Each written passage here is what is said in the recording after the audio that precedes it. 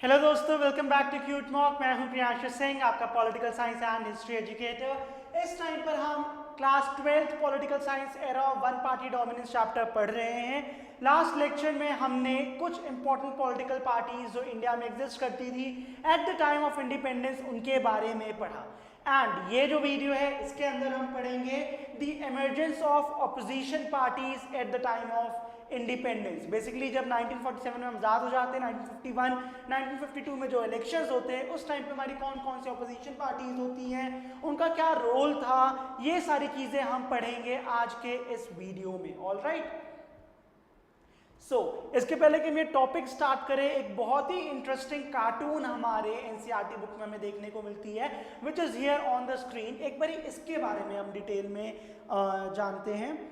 You can see कि इसके अंदर बहुत सारे अलग अलग लीडर्स पेड़ पे बैठे हुए हैं एंड कई सारे लीडर्स जो हैं जो इस पेड़ को गिराने की कोशिश कर रहे हैं। बेसिकली ये जो कार्टून है दैट इज सिंबॉलिक कि जो कांग्रेस है वो अपनी सीट पर अपने पोजीशन में एकदम स्ट्रांगली बैठी हुई है। पेड़ के ऊपर जो अलग अलग मिनिस्टर्स बैठे हैं वो Nehru ji along with his first cabinet, वो सारे जो लीडर्स हैं वो बैठ रखे हैं एंड जो नीचे लीडर्स जो उनको यहाँ से गिराने की कोशिश कर रहे हैं सारे ऑपोजिशन के लीडर्स हैं।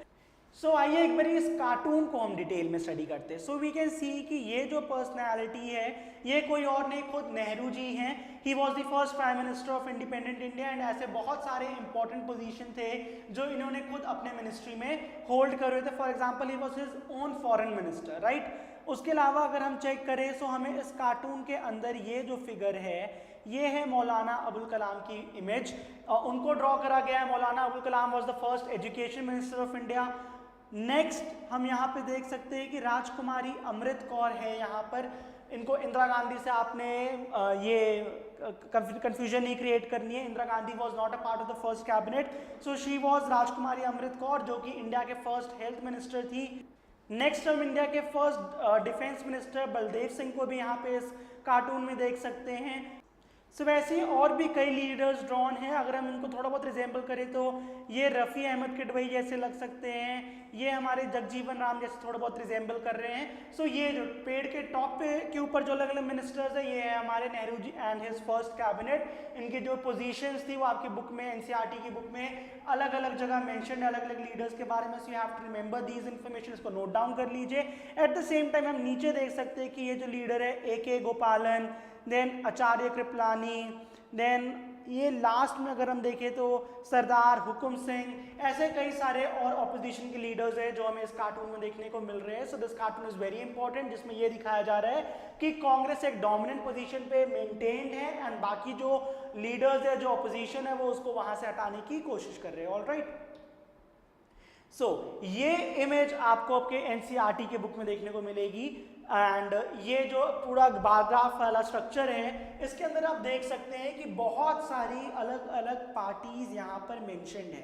तो अगर इतनी सारी पार्टीज फर्स्ट लोकसभा में पार्टिसिपेट कर रही हैं तो इट मीन्स कि कांग्रेस के अलावा और भी पॉलिटिकल पार्टीज एग्जिस्ट करती थी at the time of independence of India and ये यहाँ पर अलग अलग इलेक्शंस में उन्हीं के नाम दे रखे हैं।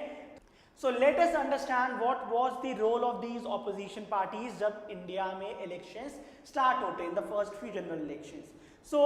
अगर हम बात करें, ऐसा नहीं है कि जब इंडिया में इलेक्शंस होने स्टार्ट करें उस टाइम पे 1 या 2 या 4 पार्टीज ही एग्जिस्ट करती थी।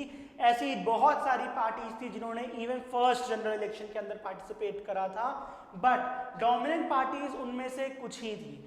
ऐसे कई सारे पॉलिटिकल पार्टीज है जो हमारे फर्स्ट इलेक्शन में जिन्होंने पार्टिसिपेट किया था, उनके कई सारे पार्टीज के सिंबल्स मैंने यहाँ पे इस स्लाइड में आपको शो करे। For example you can see कि यहाँ पे भारतीय जनसंघ का सिंबल शो हो रहा है, आपको कम्युनिस्ट पार्टी का सिंबल शो हो रहा है, नीचे स्वतंत्र पार्टी होगी, शिरोमणि अकाली दल हो गया, नेक्स्ट पीपल्स डेमोक्रेटिक फ्रंट हो गया या संयुक्त सोशलिस्ट पार्टी हो गई। तो ऐसे बहुत सारे पॉलिटिकल पार्टीज थी जिन्होंने इनिशियली फर्स्ट या सेकेंड या थर्ड जनरल इलेक्शन के अंदर पार्टिसिपेट किया, बट उस टाइम पे कांग्रेस ही हमारी डोमिनेंट पार्टी थी तो वो पावर में आ जाती थी एंड ये जो बाकी पार्टीज होती थी ये हमारी ऑपोजिशन पार्टीज कहलाती थी। ठीक है, सो ये जो ऑपोजिशन पार्टीज थी, इन्होंने even at the time of the independence of India, India के फ्रीडम स्ट्रगल में भी बहुत ज़्यादा इंपॉर्टेंट रोल प्ले करा है, एंड उसके बाद जो इंडिपेंडेंट इंडिया का पॉलिटिक्स होता है उसके अंदर भी इन पॉलिटिकल पार्टीज ने बहुत इंपॉर्टेंट रोल प्ले करा, specially in the decades of 1960s and 70s। ये जो पॉलिटिकल पार्टीज थी, ये जो ऑपोजिशन पार्टीज थी, इन्होंने इंडियन पॉलिटिक्स को टोटली एक नया रूप दिया। ठीक है, अभी अगर हम प्रेजेंट डे बहुत सारे पॉलिटिकल पार्टीज की बात करें जो प्रेजेंटली एग्जिस्ट करती है इंडिया में, चाहे वो स्टेट पार्टी हो या नेशनल पार्टी हो, उनका कहीं ना कहीं ओरिजिन ये जो पॉलिटिकल पार्टीज थी 1950s, 60s, 70s के अराउंड, उन्हीं में लाया करता है। फॉर एग्जाम्पल, हमने लास्ट लेक्चर में ऐसे बहुत सारे पार्टीज के बारे में डिस्कस करा था जो कि सोशलिस्ट पार्टी से निकली थी। फॉर एग्जाम्पल आरजेडी, इसके अलावा हमने और भी कई सारे पार्टीज के बारे में डिस्कस करा था। If you want you can see that lecture, जहां पे आपको आइडिया लग जाए कि सोशलिस्ट पार्टी से और कौन कौन सी प्रेजेंट डे पार्टीज निकली हुई है। Let us discuss further regarding the same topic. So role of opposition parties, अब पढ़ते हैं कि ये जो opposition parties थी 1950s, 60s, 70s में, या फिर अगर अभी की भी बात करें, so ये क्या रोल प्ले करती है किसी भी कंट्री के पॉलिटिक्स में। So first is that they maintain the democratic character of the system. एक डेमोक्रेसी के अंदर लोगों के पास पूरा हक होता है अपने लीडर्स को इलेक्ट करने का या चूज करने का या उनको रिमूव करने का। सो ये जो अलग अलग पॉलिटिकल पार्टीज एग्जिस्ट करती है, ये डेमोक्रेटिक कैरेक्टर मेंटेन करके रखती है। अदरवाइज अगर सिर्फ एक पार्टी या सिर्फ कोई एक ही रूलर हुआ तो सिंगल पार्टी रूल या तो फिर कम्युनिस्ट रूल या तो फिर डिक्टेटरशिप या मोनार्की में ज़्यादा फर्क नहीं रहेगा अगर सिर्फ एक ही पार्टी एक कंट्री के अंदर रूल करती है। Alright, next point says that these parties offered a sustained and often principled criticism of the policies and practices of the Congress party. तो कांग्रेस पार्टी जो है, अगर वो इनिशियली इंडिया के फर्स्ट, सेकंड, थर्ड इलेक्शंस में डोमिनेट कर रहा है, तो यानी पॉलिसीज भी वही कंट्री में लगने वाली है, वही लागू होगी जो कांग्रेस जिसमें बिलीव करती है। सो इफ इन केस कोई ऐसी पॉलिसी है जो डिस्क्रिमिनेटरी है, तो कांग्रेस अपने भले के लिए कर रहा है, तो स्पेसिफिकली किसी एक पर्टिकुलर सेक्शन ऑफ पीपल को बार बार एडवांटेज देने के लिए कोई ऐसी पॉलिसी कांग्रेस ला रही है, तो ये जो अपोजिशन पार्टीज है वो इसको होने से रोकेंगी, वो उसको बार बार क्रिटिसाइज करेंगी गवर्नमेंट को, लोगों को जागरूक करेंगी कि जो गवर्नमेंट है वो पार्शियल है, तो ढंग से काम नहीं कर रही है, जिसकी वजह से गवर्नमेंट को हमेशा अपना बेस्ट ही देना होगा एंड ऐसी पॉलिसीज लानी पड़ेगी ताकि लोग उसको अच्छे से एक्सेप्ट करें। ऑपोजिशन उनको बार बार पिन पॉइंट करके जो हमारी डोमिनेंट पार्टी है, रूलिंग पार्टी है, उनको नीचे ना गिरा सके।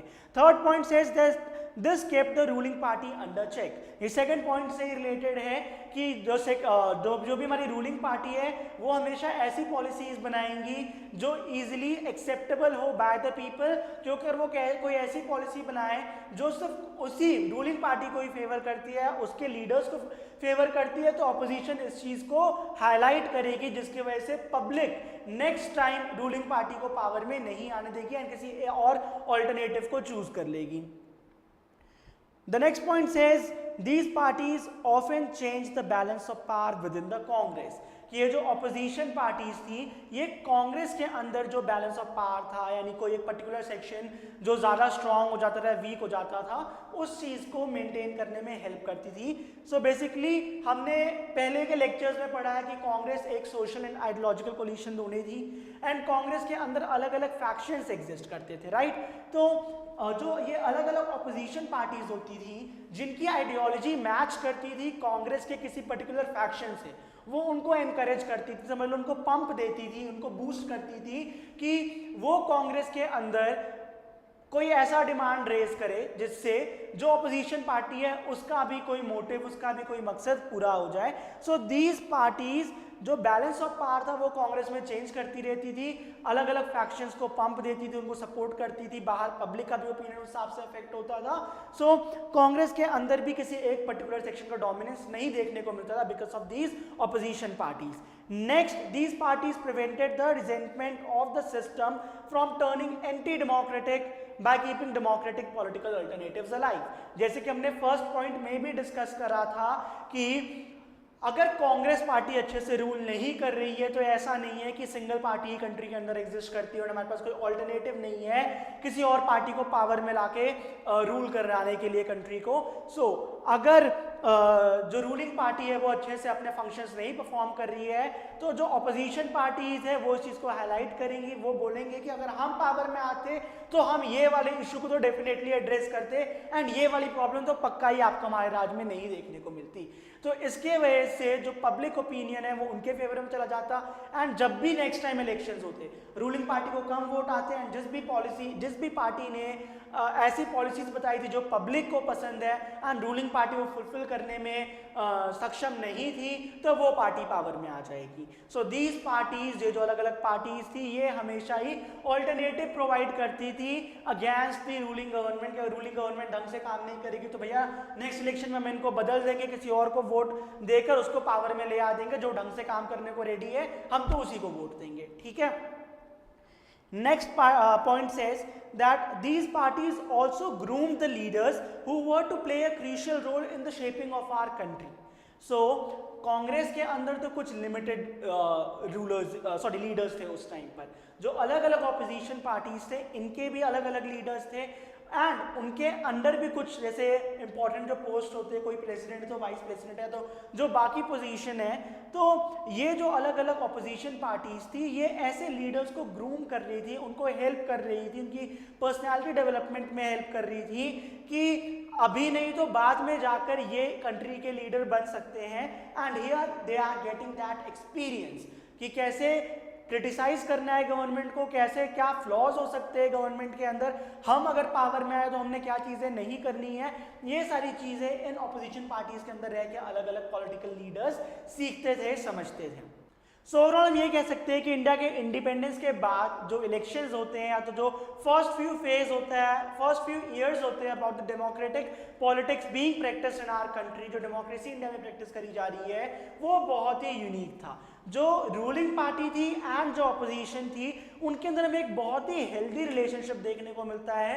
हमें कई सारे ऐसे इंस्टेंसेस देखने को मिलते हैं जहां पे Nehru used to describe his fondness for various socialist leaders, though वो कांग्रेस को बिलोंग करते थे बट उनकी सोशलिस्ट लीडर्स से भी काफी ज्यादा बनती थी। ऑल्सो जो इंक्लूसिव कैरेक्टर था कांग्रेस का, जिसके वजह से वो एक बहुत ज्यादा पॉपुलर पार्टी थी, जिसके वजह से वो बैक टू बैक सारे इलेक्शंस जीत रही थी एंड ऑपोजिशन उसको नहीं हरा पा रही थी, वो एक एक करके ओवर द टाइम डिक्लाइन करने लग जाता है, and this gives rise to new political parties, या बेसिकली जो ऑलरेडी पॉलिटिकल पार्टीज एग्जिस्ट करती थी उनको भी चमकने का मौका मिलता है somewhere around 1960s and 70s। Alright, तो यही सारी चीजें अब हम डिटेल में अपने आगे आने वाले चैप्टर्स में पढ़ने वाले हैं कि कौन कौन सी पार्टीज आती है कांग्रेस के बाद पावर में, एंड वो कौन कौन से पॉलिसीज वगैरह को इंप्लीमेंट करती हैं। So this was all about era of one party dominance chapter. हमने मेन जो भी इसका थ्योरेटिकल एस्पेक्ट था इस चैप्टर का वो कवर कर लिया है। सिर्फ जो थोड़ी थोड़ी इन्फॉर्मेशन एनसीईआरटी में बॉक्सेस में कहीं कहीं पर दी होती है वो रह गया है। So the next lecture is focusing on specifically on those boxes only. So उसको बड़े ध्यान से आप देखिएगा, सुनिएगा, क्योंकि उसके अंदर वो सारी इंफॉर्मेशन अच्छे से डिस्कस करी जाएगी जो कई सारे बच्चे एग्जाम्स के टाइम पर मिस कर देते हैं। एंड टू बी ऑनेस्ट सबसे ज्यादा क्वेश्चंस भी उन्हीं सेक्शन से पूछे जाते, स्पेशली अगर एमसीक्यूज की बात करें। सो नेक्स्ट वीडियो में हम miscellaneous information regarding this chapter discuss करेंगे। फॉर नाउ ये रहे आपके दो क्वेश्चंस जो आपके आज के लेक्चर के होमवर्क है। फर्स्ट जो आपका होमवर्क है इसके अंदर एक स्टेटमेंट आपको बताना है, स्टेटमेंट किसने दी है। Tandon election is considered more important than my presence in the government और the Congress. I have completely exhausted my utility both in the Congress and government. So ये जो statement है ये किसने दी आपको बताना है, कौन से लीडर है। And next question is who was the Governor General of India in 1948? I guess ये क्वेश्चन जो है हमने हमारे लास्ट वीडियो में भी डिस्कस करा था। जिसने लास्ट वीडियो देखी है उसको पता होगा इस क्वेश्चन का आंसर, अदरवाइज नो प्रॉब्लम, आपके एनसीईआरटी से ये क्वेश्चन है, इसको रीड करिए एंड इसके जो आंसर आप हमें वो कमेंट सेक्शन में कमेंट करके बताइए। So now let us discuss the homework which was given in lecture 4, last lecture में जो आपको होमवर्क मिला था। so the question was which of the following modern party does not trace its origin to the socialist party? the correct answer is आम आदमी party. so हमने last lecture में discuss करा था सोशलिस्ट पार्टी के बारे में डिटेल में। समाजवादी पार्टी होगी, जनता दल हो गया, राष्ट्रीय जनता दल हो गया। हमने पढ़ा कि ये सारी पार्टी जो है कहीं ना कहीं इनका ओरिजिन सोशलिस्ट पार्टी में ही लाई करता है। ये जो इमेज है इसके थ्रू आप अच्छे से समझ सकते हैं कि जब सोशलिस्ट पार्टी एक पॉइंट पे खत्म हो जाती है तो उससे कौन कौन सी और पार्टीज निकली थी। तो इंडिपेंडेंस के दौरान socialist party, sorry not independence, after 1951-52 जो फर्स्ट फ्यू इलेक्शंस थे उसमें सोशलिस्ट पार्टी से अलग अलग लीडर्स निकलते हैं एंड वो अपनी अपनी इंडिपेंडेंट पार्टीज बना लेते हैं, जैसे कि प्रजा सोशलिस्ट पार्टी, किसान मजदूर प्रजा पार्टी या फिर संयुक्त socialist party. And after certain interval of time ये जो पार्टी है भी ज़्यादा लंबा लास्ट नहीं करती है एंड ये खत्म हो जाती है, बंद हो जाती है। प्रेजेंट डे ऐसे बहुत सारे पॉलिटिकल पार्टीज है जिनका ओरिजिन सोशलिस्ट पार्टी से ही है। For example you can see Samajwadi party, राष्ट्रीय जनता दल यूनाइटेड हो या फिर जनता दल सेक्युलर, इन सबका ओरिजिन कहीं ना कहीं से सोशलिस्ट पार्टी से ही है। लास्ट लेक्चर में हमने डिस्कस करा है। अगले क्वेश्चन की बात करें, so who among the following was not a communist leader of India. हमसे आ रहा क्वेश्चन क्या है कि इनमें से कौन से लीडर, जो चार ऑप्शन दिए, A K Gopalan, S A Dange, P C Joshi, Balraj Madhok, इनमें से कौन से आपके कम्युनिस्ट लीडर नहीं थे। So the highlighted answer which is in blue that is Balraj Madhok is the leader जो इनमें से कम्युनिस्ट लीडर नहीं थे। यू कैन सी कि जो आपके एनसीईआरटी में पॉलिटिकल पार्टीज का पूरा एक पेज दे रखा है, उसके अंदर लास्ट के अंदर आपको लीडर्स के नाम दे रखे हैं। सो ए K Gopalan, S A Dange, EMS नंबूदिरीपाद, PC Joshi, Ajay Ghosh and P Soundarya, ये सारे हमारे इंपॉर्टेंट लीडर्स तो थे, लेकिन ये CPI communist party of India को बिलोंग करते थे। 1950s में जनसंघ पार्टी बनी थी, उसके अंदर जो इंपॉर्टेंट लीडर्स थे they were Shyama Prasad Mukherjee, Deendayal Upadhyay and Balraj Madhok, which is the answer of your previous question. So I hope आपको ये आंसर्स मिल गए होंगे आपके एनसीईआरटीज में। अब आप इस वीडियो को एक बार अच्छे से दोबारा देख लीजिए अगर आपको कोई डाउट है एंड इसके नोट्स बना लीजिए। Keep preparing for exams, for any further information regarding CUET exams or for preparation of your CUET or board exams, keep following CUTMOC.